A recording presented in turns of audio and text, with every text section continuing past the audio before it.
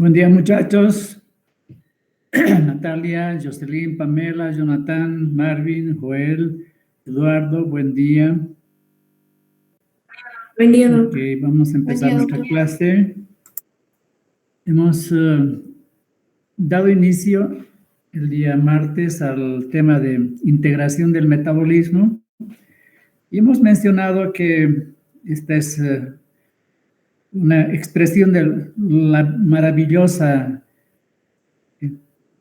circunstancias de la vida que permite que funcionemos casi perfectamente bien, con algunas excepciones. Pues todas las vías metabólicas encargadas de la producción de energía y de su utilización están perfecta e íntimamente integradas. Entonces vamos a retomar donde estábamos en la anterior clase.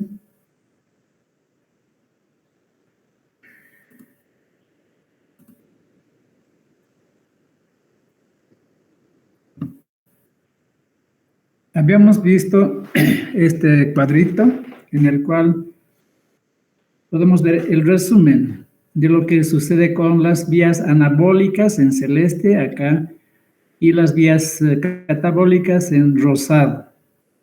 Entonces, y también habíamos visto de que tenemos una serie de sustancias que son parte de nuestros nutrientes, que provienen fundamentalmente de las grasas, de las proteínas a través de los aminoácidos, y que estos tienen algunas moléculas como la acetilcoenzima A, que está presente en muchas vías metabólicas, como el piruvato.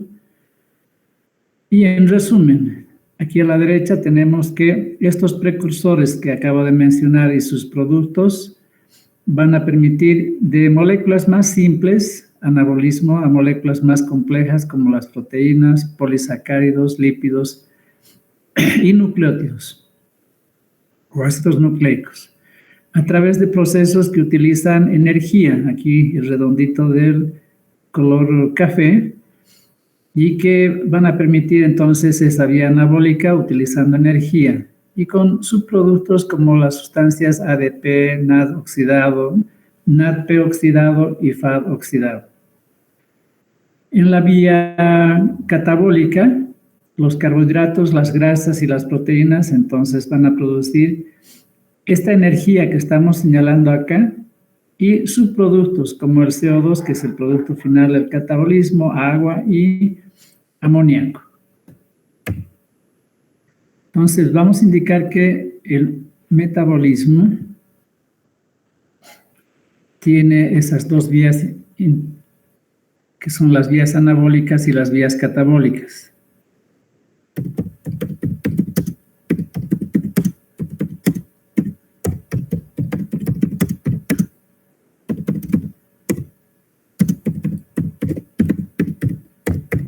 En resumen, entonces, el metabolismo integra vías de síntesis y de degradación, donde las vías anabólicas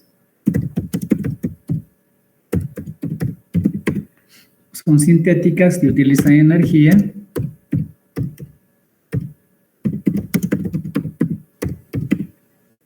y las vías catabólicas usan nutrientes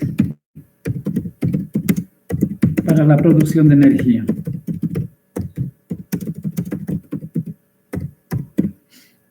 Ese podría ser el resumen de lo que significa la vida, es la utilización de energía para el desarrollo y la reproducción de los individuos y de las especies.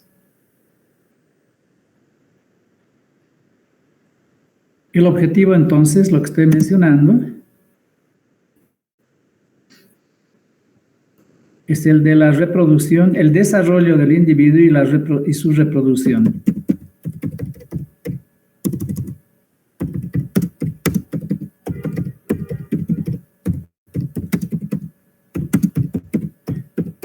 Eso se repite no solamente en la especie humana, sino en todos los seres vivos en nuestro planeta.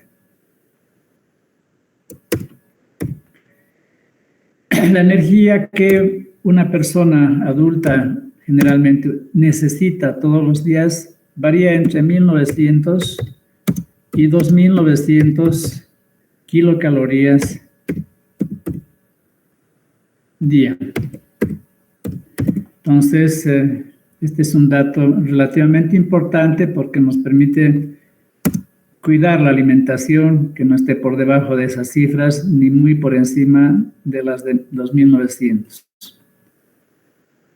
Nuestro organismo, al igual que de otros seres vivos, se ha especializado, ha evolucionado de tal manera que es suficiente por algún tiempo, aun cuando no reciba nutrientes.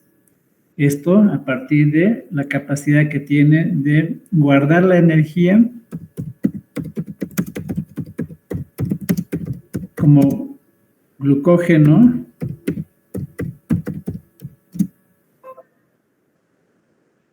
y lípidos.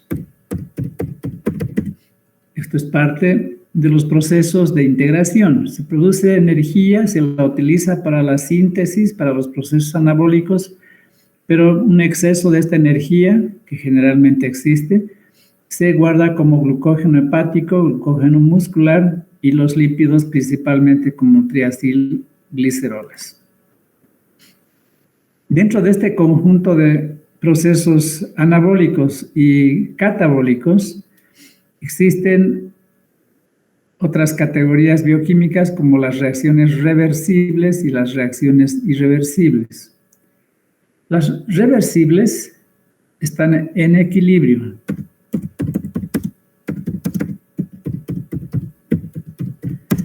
Es decir, están en equilibrio energético. Y un buen ejemplo de estas reacciones son aquellas que están relacionadas con el equilibrio del pH, equilibrio ácido básico, como lo que sucede con el ácido carbónico e ion bicarbonato.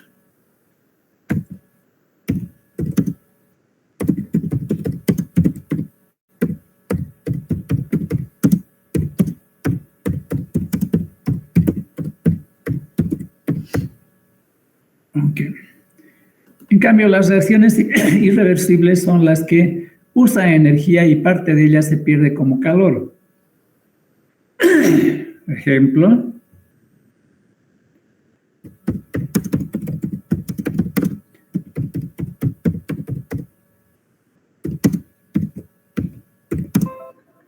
El ejemplo es la hidrólisis del ATP. El ATP rompe su enlace fosfórico más externo, libera más o menos menos 30 kilojoules por mol. Y bueno, una parte de la energía que ha liberado como energía libre se pierde como calor y otra parte se utiliza para algún proceso anabólico. En la integración del metabolismo existe una cantidad bastante grande de hormonas y citocinas que van a permitir esa integración. Ya las hemos mencionado en otros capítulos, pero vamos a volver a escribir acá, empezando por la insulina, la hormona que es producida por las células beta del páncreas cuando aumenta la glicemia y facilita el ingreso, su principal función, ingreso de la glucosa a las células. La principal función. Pero también la insulina facilita la glucólisis, estimula la glucólisis.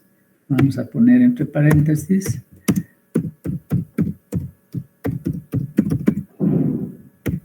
Estimula la glucogénesis, es decir, guardar la glucosa como glucógeno hepático y muscular.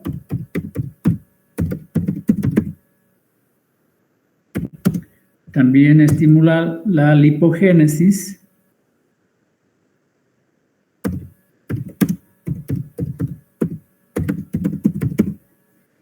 Que son algunas de las principales funciones, aparte del ingreso facilitar el ingreso de glucosa a las células.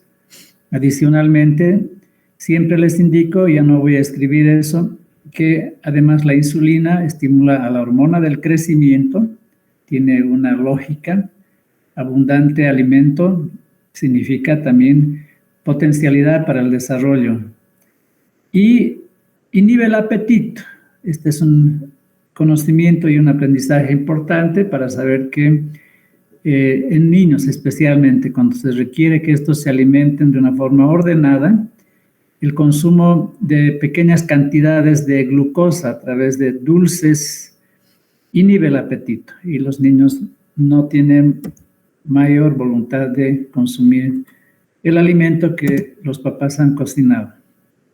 El glucagón es otra hormona de gran importancia que se produce en las células alfa del páncreas cuando hay una hipoglicemia moderada. Entonces, entre comillas, vamos a poner, es la hormona de la hipoglicemia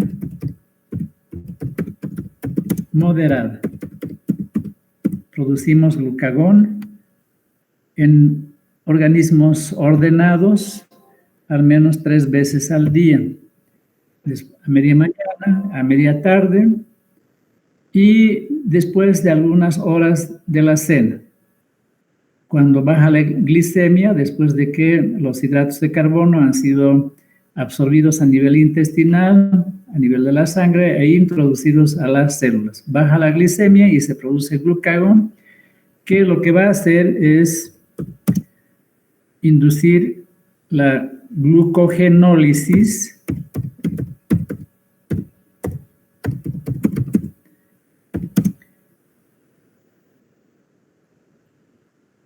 la lipólisis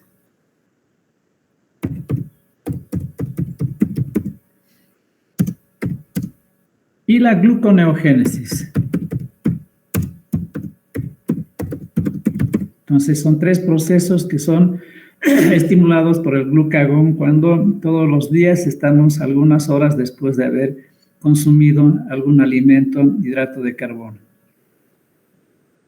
La adrenalina, que es la hormona del estrés, que es la hormona de la lucha y la huida, son apodos que tiene esta hormona y que permite recordar cuáles son los efectos que tiene cuando hay algún problema que hace que obliga a que la persona tenga que luchar, tenga que huir, cosa que no es nada raro todavía en nuestros tiempos, o que esté afectado por alguna circunstancia más o menos grave que permita estrés agudo.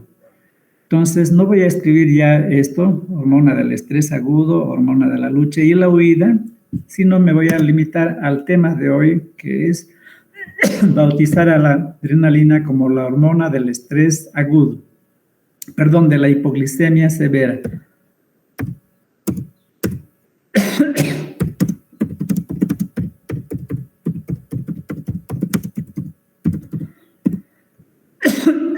Existen circunstancias que no son muy frecuentes en las que una persona llega a una hipoglicemia que pone en riesgo su vida, que pone a la persona al borde del coma hipoglicémico.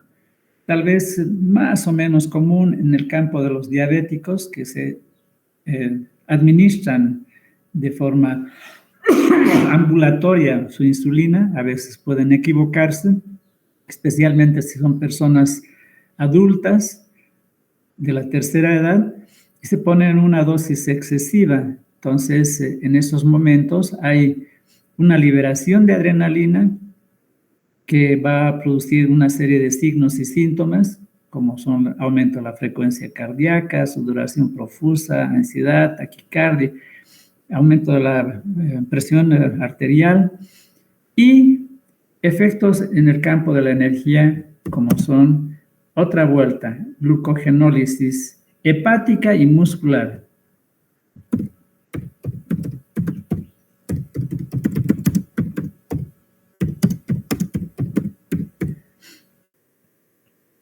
Además, también lipólisis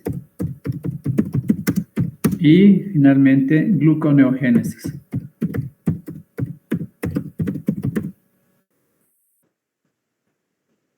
Bien, entonces, la diferencia entre el glucagón y la adrenalina es que la glucogenólisis en el hígado, perdón, la glucogenólisis producida por el glucagón es exclusivamente hepática. En cambio, la adrenalina es en el músculo y en el hígado.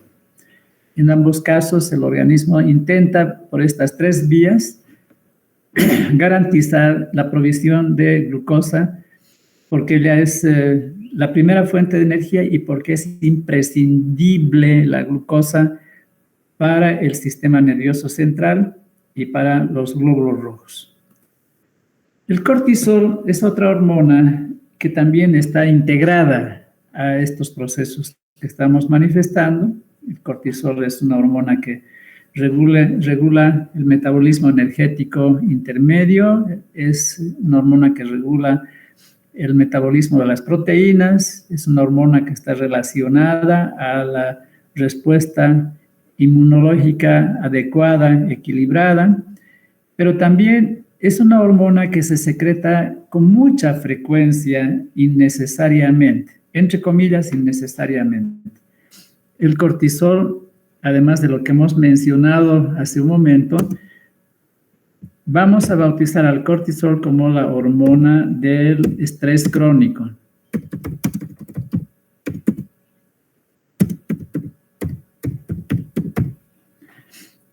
Preocupaciones económicas importantes, problemas emocionales, problemas amorosos, pérdidas, problemas que hay que solucionar, que son comunes en el ser humano, son comunes incluso en la gente que tiene todo. Siempre hay problemas que angustian a esas personas y que estimulan la liberación de cortisol por la corteza suprarrenal. Entonces, es un problema. Esto es un problema porque no es bueno. Vamos a ver por qué no es bueno. Pero sin embargo, como hace un momentito dije, nada es de balde, nada es al cohete, digamos, en el metabolismo de los seres vivos, en el ser humano en especial en este caso. Porque el estar preocupado es una especie de campana que tenemos en el cerebro que nos indica que tenemos que solucionar algo, algún problema económico, algún problema emocional. Sin embargo, un exceso de esta situación no es buena. ¿Por qué? Por lo siguiente, porque el cortisol estimula la glucogenólisis hepática.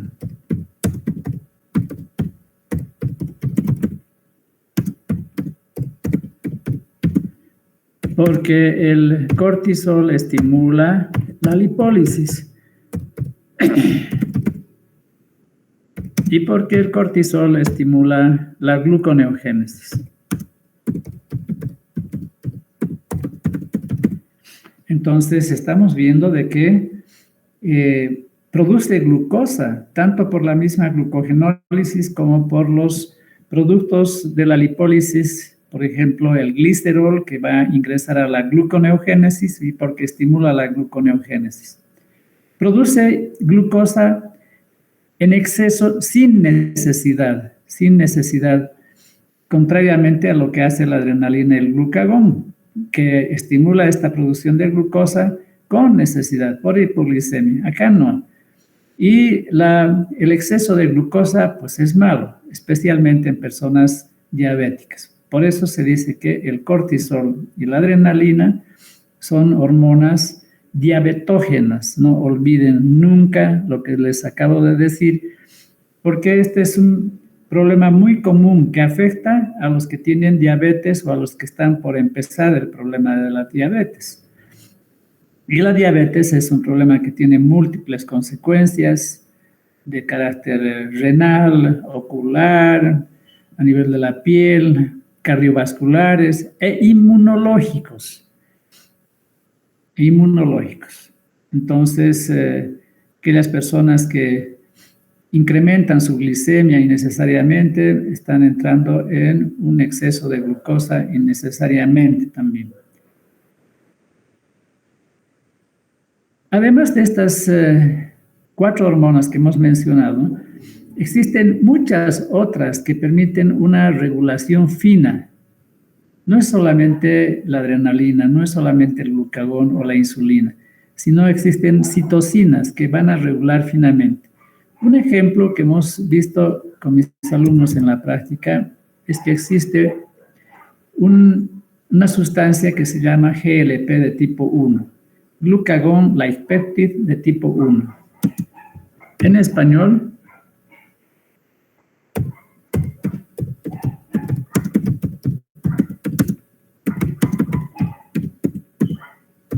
péptido similar al glucagón de tipo 1. Esta es una incretina, así se la define. Y tiene como función estimular la liberación de insulina, estimular a las células beta del páncreas para la liberación de insulina. O sea que no es solamente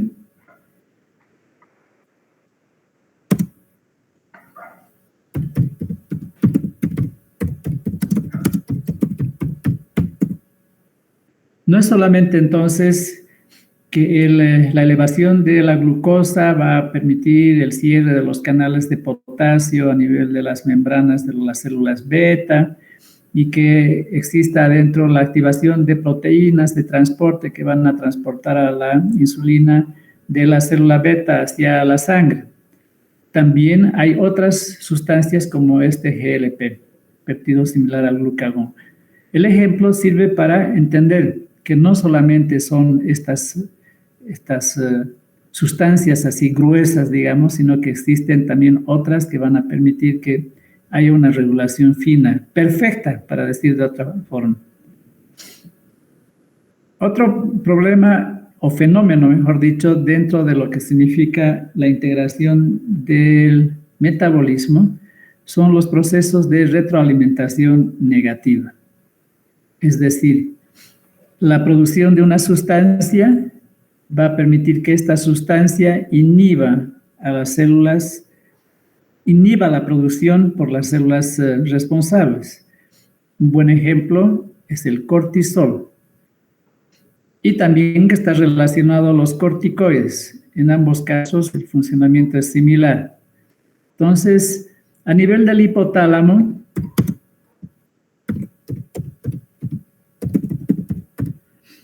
se produce cuando hay una disminución del cortisol, el hipotálamo produce la hormona liberadora de la ACTH.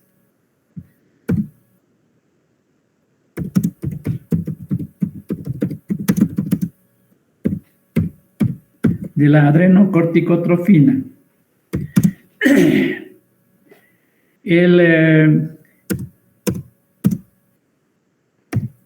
La hipófisis anterior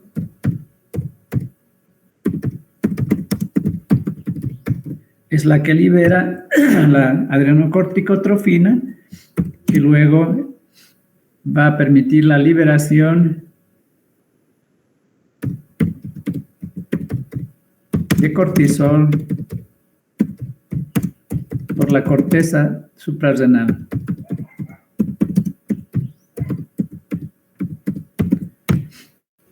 Es un efecto a distancia, típico de las hormonas. Hay una disminución del cortisol o hay estrés crónico, entonces el hipotálamo libera la hormona liberadora de la ACTH, que en la hipófisis anterior libera ACTH y esta por la sangre va hasta la corteza suprarrenal para la liberación de cortisol. Aumenta el cortisol e inhibe al hipotálamo y a la hipófisis anterior.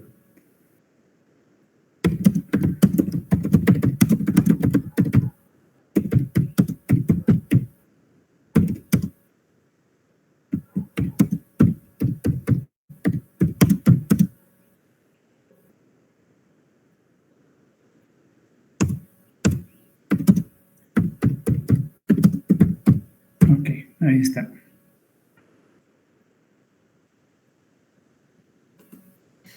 Otros mecanismos de regulación consisten en procesos de hidrólisis,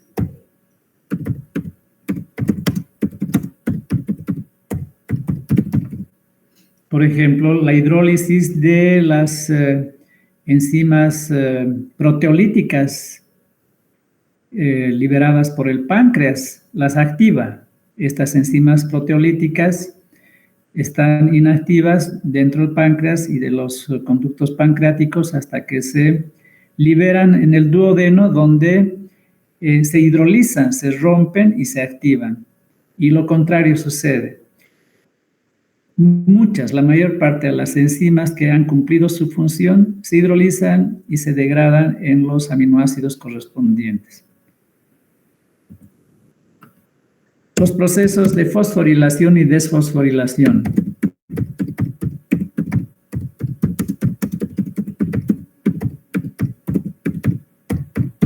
Estos procesos de fosforilación y desfosforilación son covalentes. Mientras la fosforilación estimula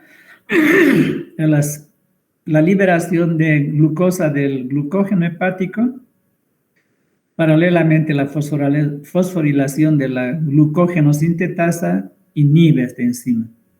Y el proceso contrario, la desfosforilación va a intercambiar entonces este fenómeno. Y finalmente, la activación o inhibición de genes.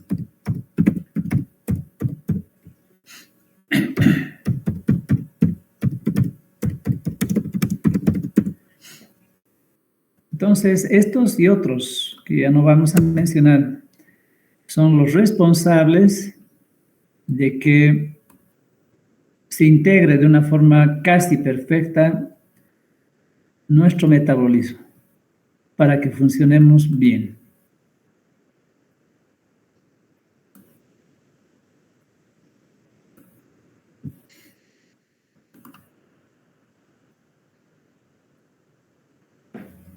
Las vías que están relacionadas con los hidratos de carbono son las iniciales, digamos, como fuente primaria de energía, porque tanto polisacáridos como disacáridos, como monosacáridos que terminan en glucosa fructosa, sirven como energía para todo el organismo.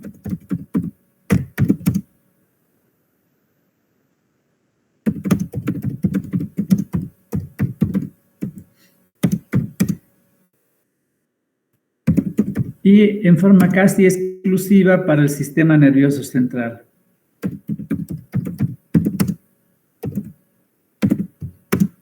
Para el sistema nervioso central y los glóbulos rojos. Entonces, esto es un concepto muy importante porque hipoglicemia lleva muy rápidamente al coma hipoglicémico, porque el cerebro se alimenta exclusivamente o casi exclusivamente de glucosa, con excepción de los cuerpos cetónicos que pueden convertirse en acetilcoenzima. Ya hemos indicado de que existen diferentes tipos de hidratos de carbono, polisacáridos, disacáridos, monosacáridos, y que un exceso de hidratos de carbono se almacena. Y las hormonas que regulan este proceso son las que hemos mencionado y varias citocinas de regulación fina. Vamos a ver acá en este gráfico cómo se integra en una primera mirada el metabolismo. Aquí arriba tenemos en verde, en azul y en café anaranjado los tres grandes grupos de alimentos: las proteínas, los derivados de los hidratos de carbono y los triglicéridos, las grasas. Entonces, si empezamos por el centro, vemos que la glucosa, aquí, en la glucólisis, va a producir piruvato, ATP y NADH. Aquí está. Si seguimos esta flechita acá, también produce NADH, cuyo destino será la cadena de transporte de electrones. El piruvato va a tener la importante vía de ingresar al ciclo de Krebs en negro. La rayita negra, el piruvato ingresa a la mitocondria y se va a convertir en acetilcoenzima A y va a permitir que el ciclo de Krebs funcione.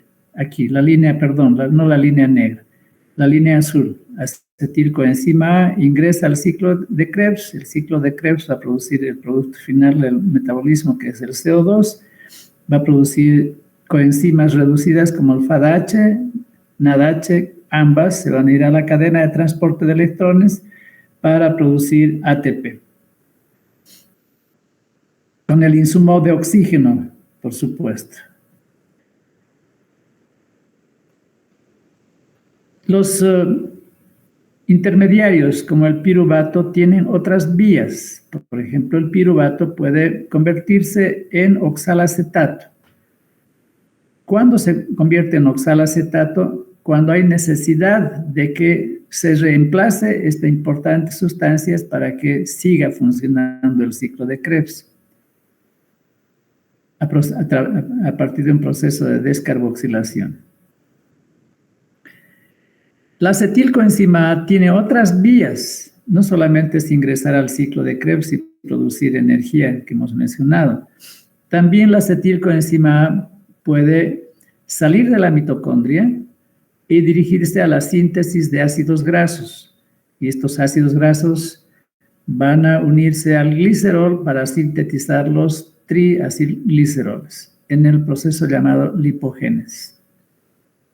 También, ya que estamos acá, los triglicéridos, cuando hay necesidades de glucosa y de energía a través de las hormonas que hemos mencionado, van a hidrolizarse mediante las lipasas, van a entrar en la lipólisis, van a producir ácidos grasos. Estos ácidos grasos se van a oxidar en la beta oxidación y van a producir una gran cantidad de NADH y FADH2.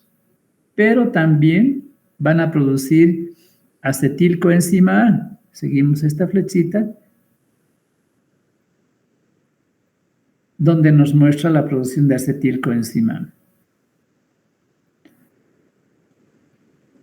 La acetilcoenzima A también es la vía para la producción de los cuerpos cetónicos, que no están cocinados acá y que vamos a ver en otro gráfico.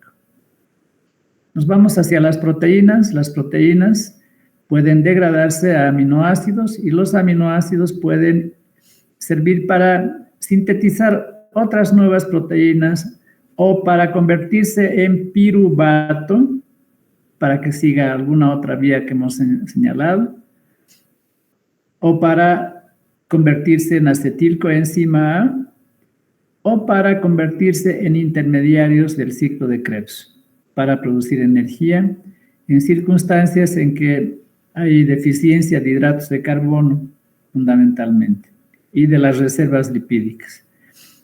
Otro aspecto importante de la degradación de las proteínas en aminoácidos es que estos pueden desaminarse, pueden perder su grupo amino y producir amoníaco, NH3. Y el amoníaco se va a convertir fijando un protón en ion amonio.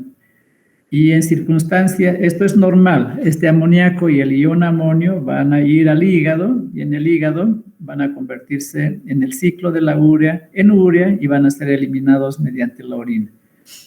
Cuando hay insuficiencia hepática, de eso hemos estado hablando en la práctica, cuando hay insuficiencia hepática, el hígado no funciona y por lo tanto el ion amonio y amoníaco no se convierten en urea.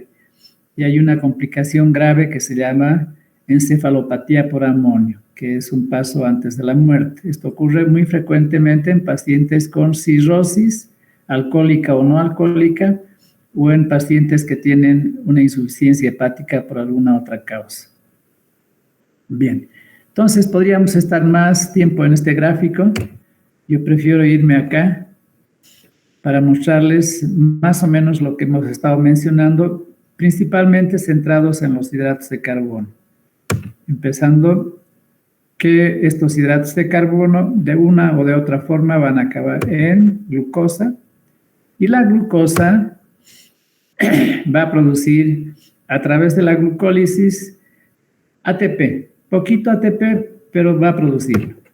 Y NADH, poco NADH, pero va a producirlo. La NADH a la cadena de transporte de electrones para producir ATP. Pero la glucosa también es fuente de otras sustancias a través de sus intermediarios como el gliceraldehído 3-fosfato y la dihidroxiacetona fosfato. Acuérdense ustedes que son productos de la ruptura de la fructosa 1,6-difosfato. Estas triosafosfatos tienen otras vías. Permiten la síntesis de glicerol, que es importante para que este glicerol se una a los ácidos grasos y permita la síntesis de triacilgliceroles. De la misma forma, el mismo glicerol puede ingresar al ciclo, convirtiéndose en estas triosafosfatos para la gluconeogénesis. Por eso el glicerol es una sustancia, junto con el lactato y algunos aminoácidos, es una sustancia gluconeogénica.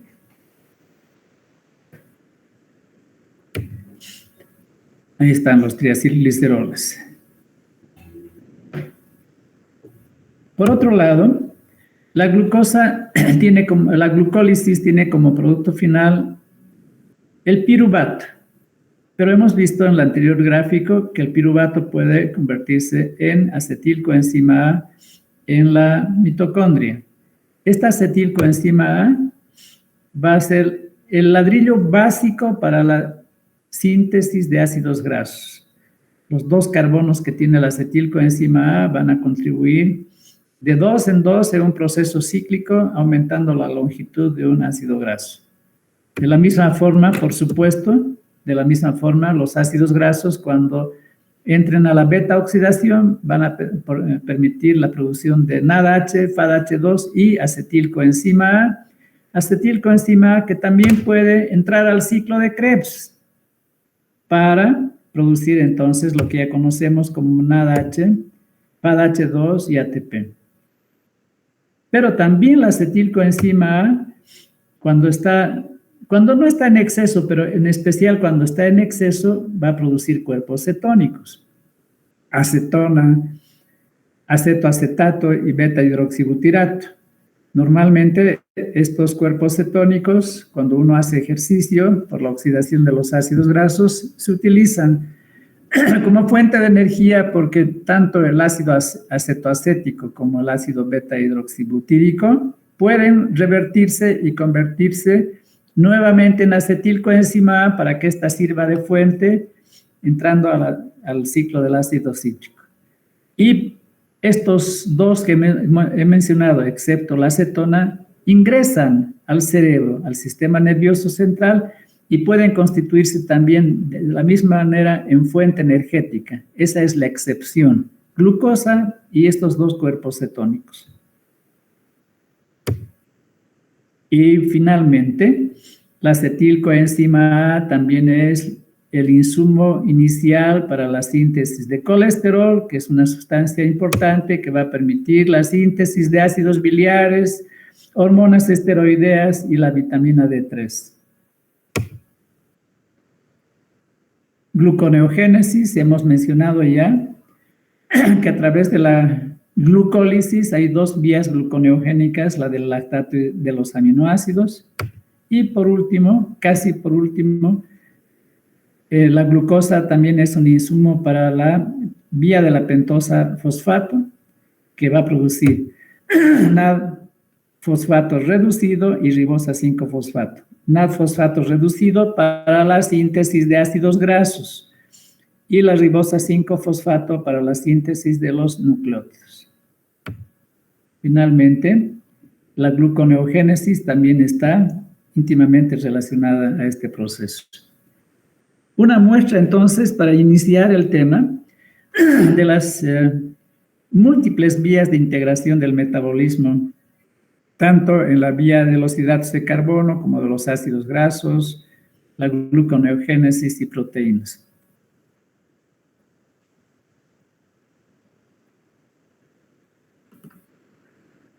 Vamos a quedar ahí, muchachos. Hasta luego, hasta el día de mañana, viernes a las 2 de la tarde. Chao. Hasta luego, doctor.